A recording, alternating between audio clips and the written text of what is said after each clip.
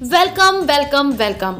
ये है हमारे विद्यालय में बना हुआ science and math fun corner, जिसे मैंने अपनी पुरस्कार राशि से बनाया है। आप यहाँ पे देख सकते हैं कि कितने ही सुंदर तरीके से हमने इसको बनाने का प्रयास किया है।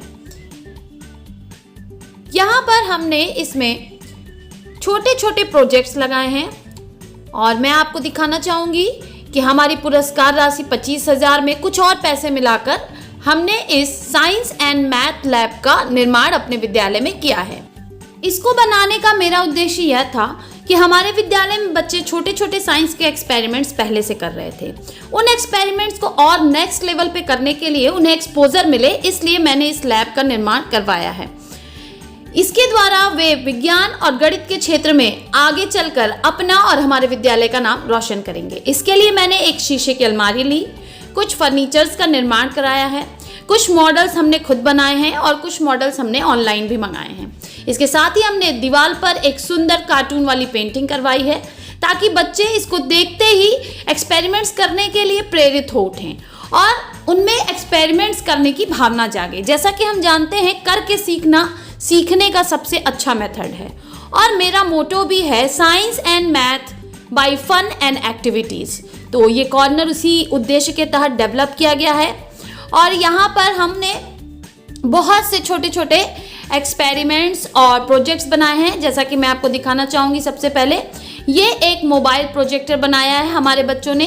इसके लिए उन्होंने बस एक उत्तल लेंस और जूते के डिब्बे का इस्तेमाल करके बनाया है। इसमें मोबाइल को रखकर आप किसी भी वीडियो को बड़ा करके देख सकते हैं। ये हमारे विद्यालय के बच्चों द्वारा बनाया गया स्मार्ट डस्टबिन है। इसमें जैसे ही आप कूड़े को इसके सामने ले जाएंगे, ढक्कन अपने आप खुल जाएगा और अपने आप ही बंद हो जाएगा। देखिए, सेंसर की वजह से ये ढक्कन अपने आप खुल जाता है और फिर पुनः अपने आप बंद हो जाता है। ये एक्सपेरिमेंट एक बड़ा ही अच्छा इनोवेशन है बच्चों का साइंस में इंटरेस्ट डेवलप करने के लिए। इसका अपने आप खुलना और बंद होना बच्चों में एक कौतूहल का विषय रहता है। यहाँ पर एक स्ट्रॉ की फिरकी बनाई गई है, जिसको हम यहाँ पे फूंकते हैं तो ये गोल गोल घूमता है। इससे हम बच्चों को न्यूटन का तीसरा नियम, क्रिया प्रतिक्रिया का नियम, बड़े ही आसानी से खेल खेल में समझा सकते हैं। इसके साथ ही आप देख सकते हैं यहाँ पर बना हुआ मॉडल है हवा में झूलता पेन। जैसा कि आप देख पा रहे हैं, दो चुंबक की वजह से ये पेन हवा में ही झूल रहा है और ये गोल गोल घूम रहा है। इस पेन को नीचे से कोई भी सपोर्ट नहीं है, इसीलिए हम इसे हवा में झूलता पेन कहते हैं। इसके जरिए आप चुंबक के आकर्षण व प्रतिकर्षण के सिद्धांत को समझा सकते हैं। यहाँ पर हमारे बच्चों ने एक छिड़काव यंत्र बनाया है। आप देख रहे हैं, ये छिड़काव यंत्र है। इसके द्वारा आप बच्चों को वायु दाब और अपकेंद्रीय बल के बारे में बता सकते हैं। यहाँ पर हमारे बच्चों ने बनाया एक सरल विद्युत परिपथ, जिसमें कनेक्ट करने पे बल्ब जल जाएगा और डिस्कनेक्ट करने पर जब परिपथ टूट जाएगा तो बल्ब नहीं जलेगा। इसके साथ ही आप यहाँ पे देख सकते हैं चुंबकीय पेन स्टैंड है। ये भी पेन हवा में ही झूल रहा है। आप देख सकते हैं कि हवा में झूल रहा है।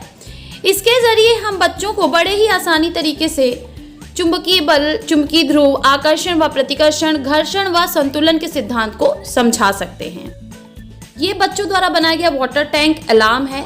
इसके जरिए हम बच्चों को विद्युत ऊर्जा, ध्वनि ऊर्जा, सुचालक व कुचालक के बारे में बता सकते हैं। इसके साथ ही हमने कुछ बायोलॉजी के मॉडल्स को भी रखा है। इसमें ये हमारा कंकाल तंत्र है, जिसके जरिए आप बच्चों को सभी हड्डियों के बारे में बड़े ही आसानी से और जॉइंट्स के बारे में बता सकते हैं और पढ़ा भी सकते हैं। इसके साथ ही यह हमारा मानव पाचन तंत्र का मॉडल है, जिसमें हम बच्चों को आँख,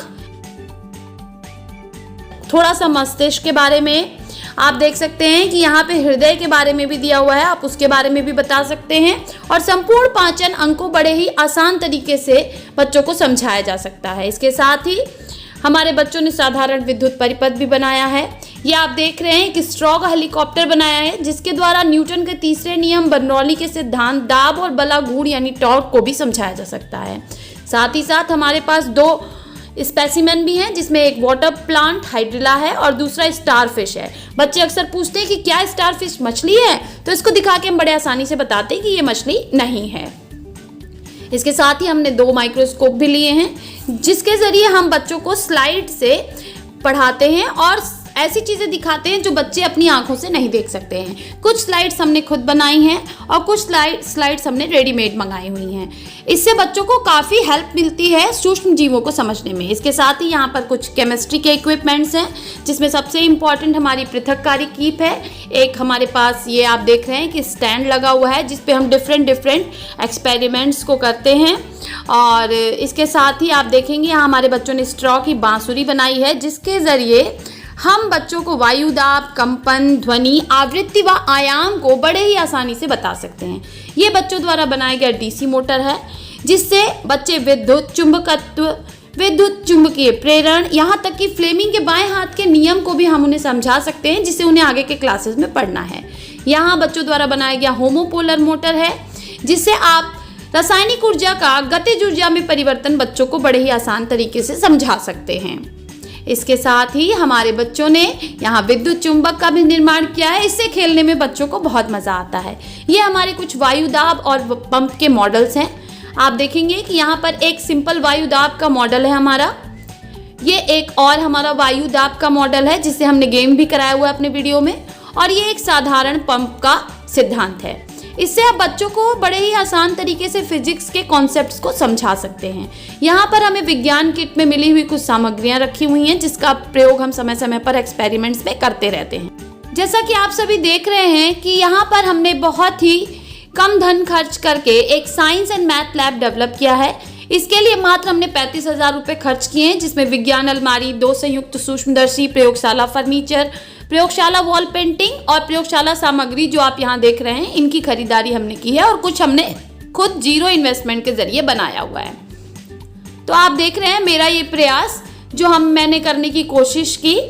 और अगर आपको मेरा ये प्रयास अच्छा लग रहा है तो आप ज़रूर कमेंट करके बताएं।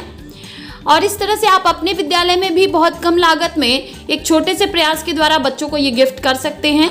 तो थैंक यू एवरीवन।